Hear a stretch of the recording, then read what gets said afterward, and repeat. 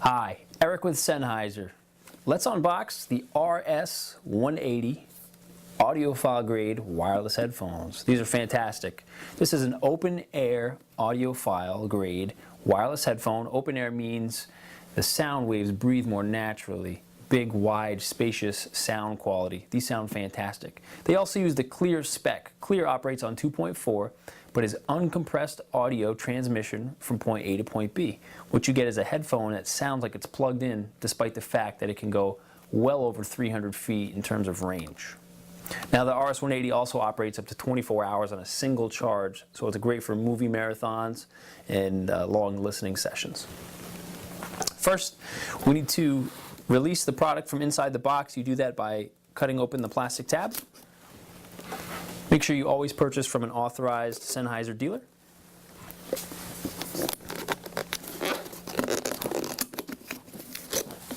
Okay, first thing you'll notice is a white carton right here. This contains a variety of things that are necessary for operation of the unit. First things first, inside is the instructions plus battery and power cables, as well as the audio connectors.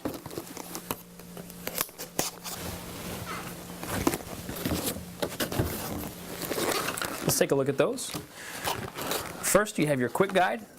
I'd appreciate if you read this.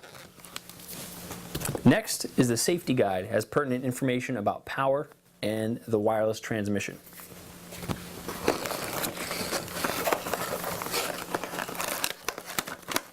Our next box has the core of what you need to get this baby running. First, there's an audio cable. The audio cable is 3.5 millimeter connectors on both ends, also known as 1/8 inch. This will connect your audio source to the transmitter. Also included is an audio adapter.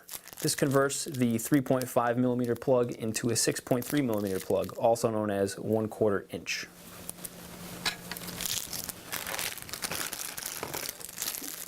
Inside is a cable management system. Once you have the RS180 connected to your audio source, you may find there's a lot of cable behind there from your other audio components next to your RS180 cables. You can use this to manage some of that cable.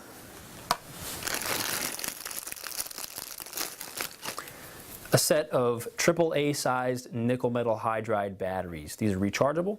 These are for use with the headphones. They do require battery power and last up to 24 hours on a single charge. Lastly, should you need to convert the audio cables connector into RCA plugs for connection into RCA outputs on the back of a TV or receiver, we do include an adapter for that. A simple snap and your conversion is made. Otherwise, you can use this connector for connection to the headphone plug of a personal computer, laptop, netbook, tablet, or MP3 player.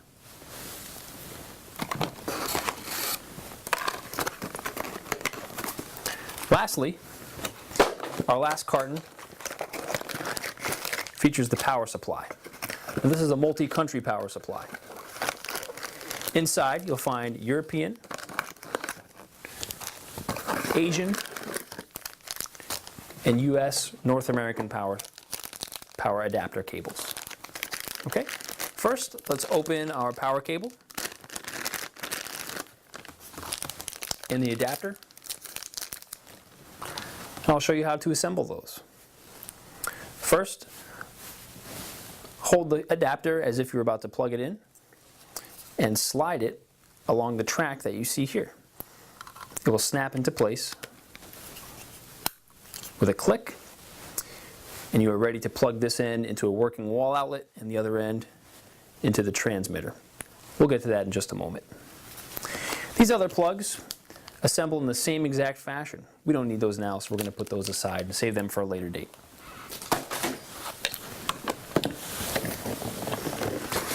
Now, let's take out the receiver, also known as the headphones, and the transmitter.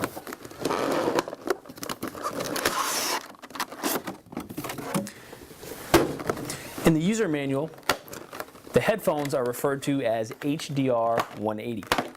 The receiver is a TR 180.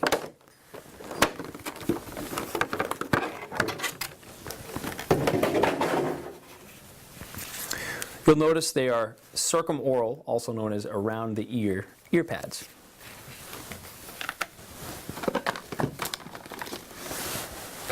The first thing you do when you get your RS-180, you want to connect it to your audio source. These here are outputs. You want to connect to an input.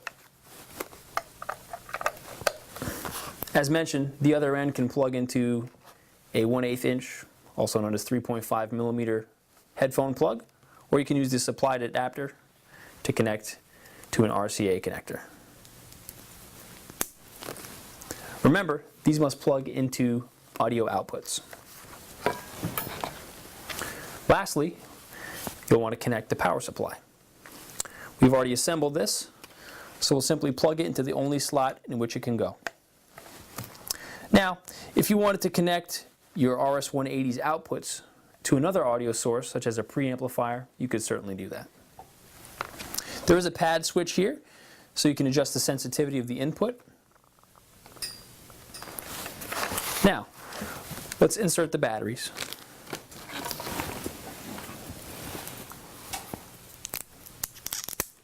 First, release your batteries from the packaging.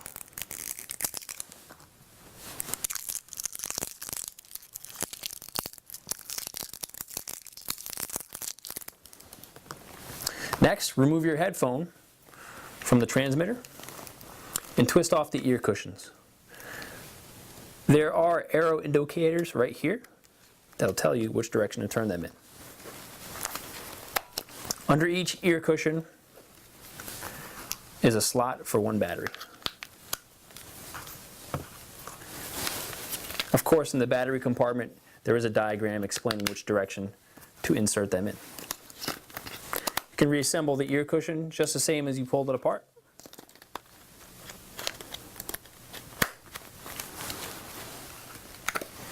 And place it on the charging cradle. You'll notice there are some contacts underneath the headband. Those must make contact with the transmitter contacts.